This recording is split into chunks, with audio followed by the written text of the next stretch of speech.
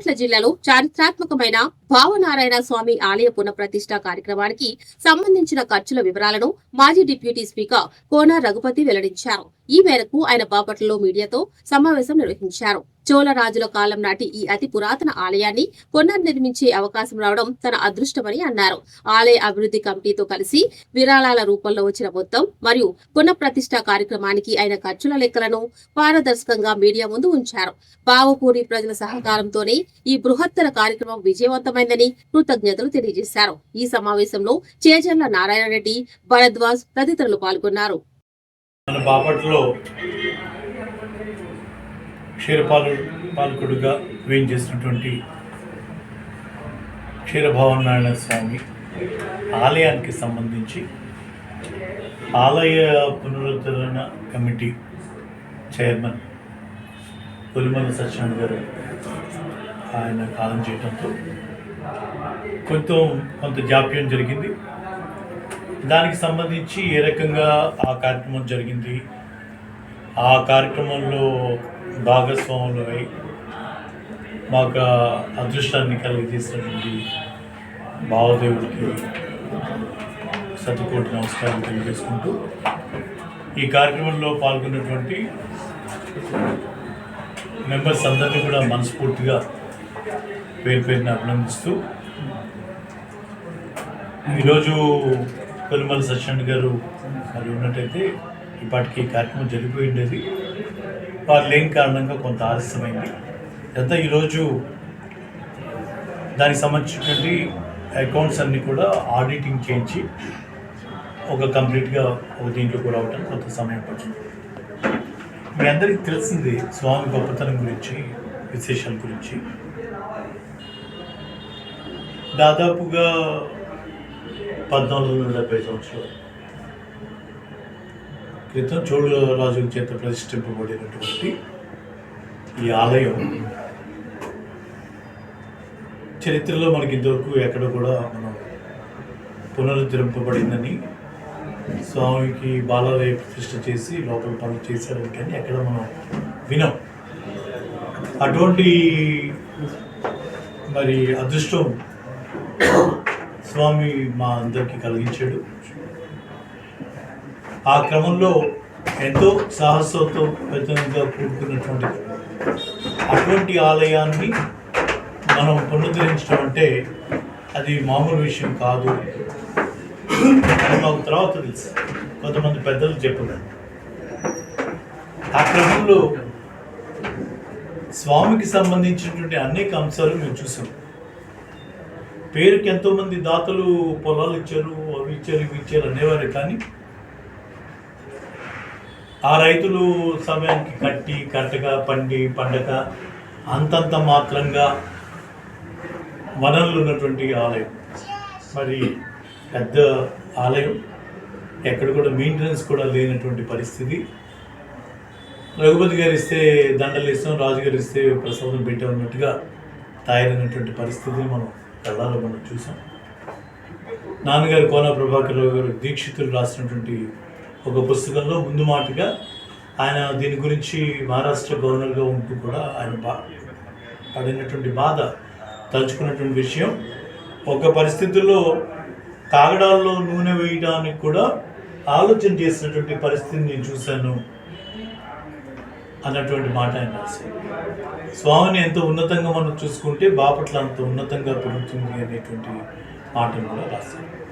ఆ స్ఫూర్తితోనే ముందర మనం బాపట్లని జిల్లా చేసుకోవాలనుకున్నప్పుడు, బాపట్లని అభివృద్ధి చేసుకోవాలనుకున్నప్పుడు క్షీరపాలకుడు అయినటువంటి భావనారాయణ స్వామిని, దానికి సంబంధించినటువంటి అంశాలని ముందు సరి చేసుకొని ముందుకు వెళ్దాం అనేటువంటి తలంపుతోనే ఆ ఆలోచన ఆ రోజు అలా మొదలైంది. ఆ మొదలైనటువంటి ఆలోచన ఈరోజు మరి రామానుజ కూటం అంటే దానికి అసలు ఆదాయ వనరులు లేదు.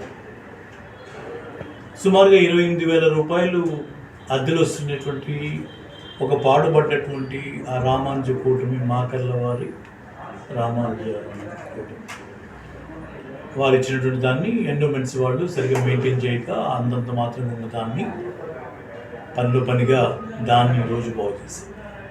ఇవాళ ఒక 2 లక్షల రూపాయలు నెలకి ఆదాయం వచ్చేటట్టు చేశాం.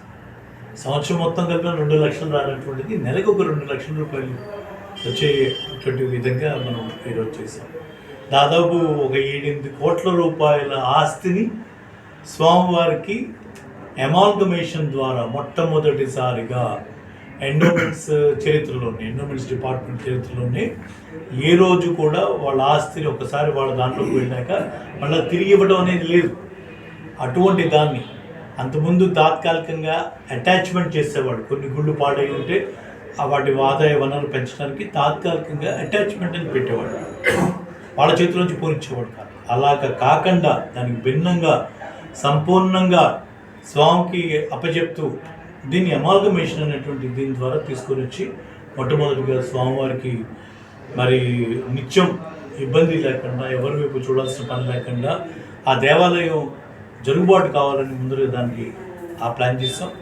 దాంతోపాటుగా ఆర్కియాలజీ వాళ్ళు లోపల ఎంటర్ అయితే తప్పించి మనకి సందురాదనేటువంటి ఉద్దేశంతో ప్రధాన డైట్ అయినటువంటి ప్రధాన ఆలయంలో స్వామివారి కార్యక్రమం చేయడానికి, అక్కడ ఉన్నటువంటి సరి చేయడానికి ఒక 25 లక్షల రూపాయలు దానికి ఒక శాంక్షన్ తెచ్చి, దాని సందుగా ఉన్నటువంటి 11 సన్నిధుల్ని మేము మన సొంత డబ్బులతో, భక్తులు ఇచ్చినటువంటి డబ్బులతో వాటన్నింటిని కూడా కింద పునాదుల దగ్గర చెల్లి సరిచేసి కొత్త పీఠాలు వేసి చుట్టూరు ప్రదక్షిణ చేయడానికి ఉన్నటువంటి అదంతా కూడా ఆ బండలన్నింటిని కూడా కొత్త బండలు అవసరం దగ్గర పాత బండలు సరి చేసుకుంటూ మొత్తాన్ని అంతా చేయటం, ఎలక్ట్రిఫికేషన్ చేయటం.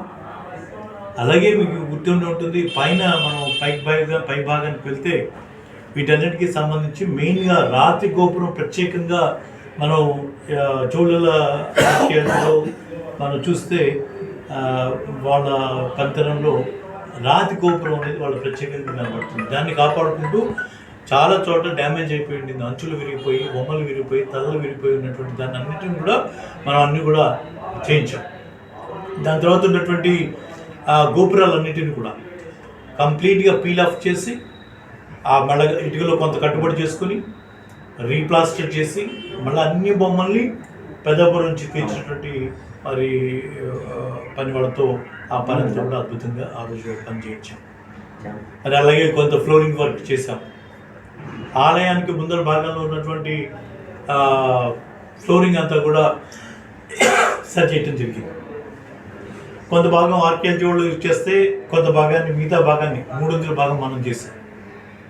అలాగే ఎండోమెంట్స్ డిపార్ట్మెంట్ వాళ్ళు మనకు కొంత డబ్బులు అక్కడ వేదిక కట్టడానికి ఇచ్చారు.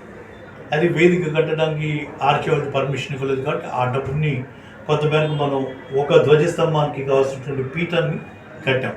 2వ ధ్వజస్తంభం భక్తులు ఇచ్చిన దాంతోనే, అలాగే చుట్టుపక్కల ఉన్నటువంటి రాతి దాంట్లోనే చేసాం.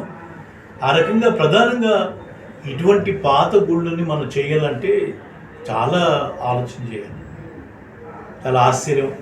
మేమంతా అనుకున్నాం స్వామివారికి ఒక 45 లక్షలు వస్తే ఆ 45 లక్షలు సుమారుగా ఒక 25 లక్షలు 30 లక్షలు ఈ పూజా కార్యక్రమాలకి, బాలాలయ ప్రతిష్టకి, పునఃప్రతిష్టకి, వీళ్ళకి సరిపోతుంది.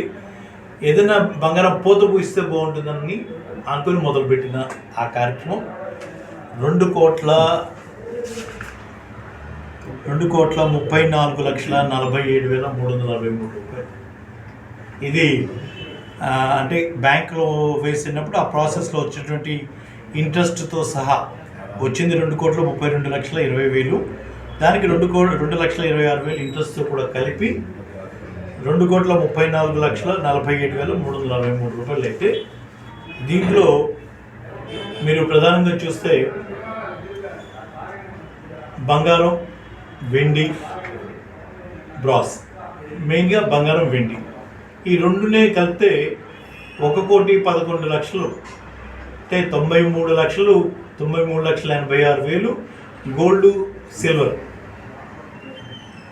ఈరోజు దాని రేట్ ఎంత ఉంటుందని మీరు చెప్పలో ఎంత వెండి ఎంత కొన్నాం? 260. మన ముందే 45. వెండి కొన్నాం. 45,000. ఆ వెండి 45,000 కిలో. ఎన్ని కిలో? 110 కిలోలు. సుమారుగా 110 కిలోలు 45,000తో కొన్నాం. ఇవాళ 3 లక్షల పై మాట. అంటే ఒక 4 కోట్ల రూపాయలు పైనే మనం పెట్టినటువంటి స్వామికి అమ్మని 2,34,00,000 రూపాయలతో ఇన్ని చేశాక కూడా ఈరోజు స్వామివారి కోసం కొన్నటువంటి బంగారం దాదాపు 1,200 గ్రాముల బంగారం మనం కొన్నాం. ఒక 200 గ్రాముల బంగారం భక్తులు ఇచ్చారు.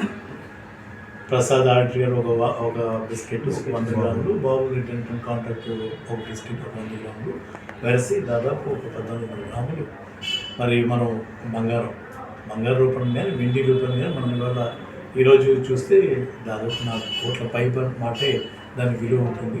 ఇది మాట వరుస చెప్తున్నాను. ఆ రకంగా బ్రాజిల్స్ ఐటమ్స్ వచ్చి 20,97,000. Restoration and structural rehabilitation of temple stone work కానీ బాగున్నాడు రథానికి ఇచ్చాం. దీంట్లో వచ్చినటువంటి దాంట్లో ఈ డబ్బుల్లో ప్రధానంగా మనం చేసిన దాంట్లో 1 కోటి రూపాయలు, 1,10,00,000 రూపాయలు బంగారం వెండి ఇతర మీద ఇస్తే అది కాకుండా 13 లక్షల రూపాయలు రథానికి ఇచ్చాం. కొత్త రథానికి మార్జిన్ మనీ కట్టిన దాంట్లో 13 లక్షల రూపాయలు ముందుగా ఇచ్చింది దీంట్లో ఇచ్చాం. 13 నేను ఒక 2 లక్షలు కలిపి 15 లక్షల రూపాయలు మొదలుగా కట్టింది దీంట్లో వచ్చింది. ఇది కాకుండా 15 లక్షల రూపాయలు మనం వెంకటేశ్వర స్వామి గుడికి ఇచ్చాం. పాత బస్ స్టాండ్లోంచి వెంకటేశ్వర స్వామి గుడి కడుతున్న దాంట్లో ఒక 15 లక్షల రూపాయలు ఇక్కడి నుంచి ఇచ్చినటువంటి డోనర్స్ నుంచే మనం దాంట్లో భాగంగానే దాన్ని కూడా డెవలప్ చేసాం. ఇంకా మిగతా అన్ని వర్కులు చూసుకుంటే అదే 1,10,00,000, ఇది ఒక 15, 13, 28 లక్షలు, అంటే దాదాపు 1,50,00,000. దీనికి పోతే ఇంక మిగిలిన 80 లక్షలు ఈ రాతి పనికి వీటివన్నిటికీ పూజా కార్యక్రమాలకి. దాదాపు పూజా కార్యక్రమం చాలా ఎక్స్పెన్సివ్. దీంట్లో అర్చకులకి సంబంధించినటువంటి 57 మంది తిరుమల తిరుపతి దేవస్థానం నుంచి వచ్చినటువంటి ఆ కార్యక్రమంలో బాలాలయ ప్రతిష్ఠ కానీ పునఃప్రతిష్ఠ కానీ అన్ని కలిపి 20,37,000. దానికోసం దానికి పూజా సామాగ్రి కోసం 4,57,000. వస్త్రాలు పంచెలు వాటికి సంబంధించి 1,65,000. ప్రసాదానికి సంబంధించి 1,01,000. అలాగే అన్న సంతర్పణ రోజున 5,51,000. డెకరేషన్స్ అండ్ ఎక్స్పెన్సెస్ అన్నిటి కలిపి, అంటే 2 కార్యక్రమాలు కలిపి, అంటే దీంట్లో ముందరగా మనం 4 రోజుల కార్యక్రమం చేసి దాన్ని బాలాలయ ప్రతిష్ఠ చేసింది. ఇవన్నీ కూడా మీకు కూడా కొంత జ్ఞాపకం ఉండి ఉంటుంది. ఒరిగినే అలా రిమైండ్ చేస్తూ ఉన్నాను. ఇది తిరిగి మనం చూస్తే పునఃప్రతిష్ఠ రోజు కూడా మనం ఒక 4 రోజులు ఆ వేసినటువంటి షర్ట్స్ కానీ టెంట్స్ కానీ బయట అలంకారాలు కానీ పూల అలంకారం కానీ వీటన్నిటిని కలిపి చేసినటువంటిది దాన్ని సంబంధించి. అలా అడ్వర్టైజ్మెంట్స్కి సంబంధించి 3,12,000. ట్రావెల్ అండ్ కన్వీనియన్స్ కోసం 69,000. బ్యాంక్ చార్జెస్ 1,000 రూపాయలు.